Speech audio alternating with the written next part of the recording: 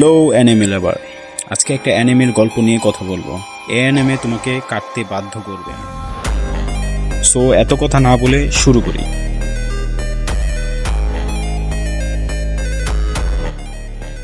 তুমি কি জানো একটা ছোট ভুল একজন মানুষকে পুরো জীবন বদলে দিতে পারে? এই অ্যানিমেটা শুধু গল্প না, এটা একটা লেসন। একটা ছেলে ছিল সোয়া ইশিদা। স্কুল থেকে সে ছিল খুব দুষ্টু আর তার মজা করার জন্য একটা মেয়েকে টার্গেট করে, শোকো নিশিমিয়া।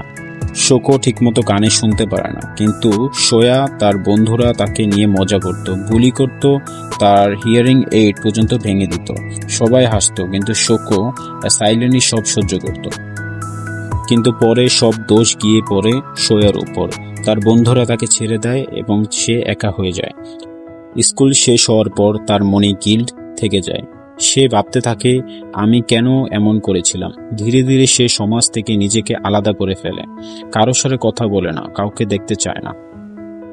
অনেক বছর পর সোয়া আবার শোকোর সাথে দেখা করে, কিন্তু শোকোও নিজের ভিতরে ভেঙে পড়েছিল। দুজনে একে অপরের বোঝার চেষ্টা করে, আর ধীরে ধীরে তারা শিখে ফরগিভনেস মানে শুধু সরি না, বরং চেঞ্জ করা। শেষে এই গল্পটা আমাদের শেখায় বুলিং কতটা ভয়ঙ্কর হতে পারে। গিল্ট মানুষকে ভেঙে দিতে পারে, কিন্তু চেঞ্জ আর ফরগিভনেস মানুষকে আবার বাঁচাতে শেখায়। সব ভুলে মুছে ফেলা যায় না, কিন্তু কিছু ভুল ঠিক করার চেষ্টা করাই জীবন। যদি আপনাদের এই অ্যানিমের স্টোরিটা ভালো লাগে তাহলে কমেন্ট, লাইক অ্যান্ড সাবস্ক্রাইব করে দেবেন। আর যদি পরের ভিডিও চান তাহলে কমেন্টে জানিয়ে দিবেন।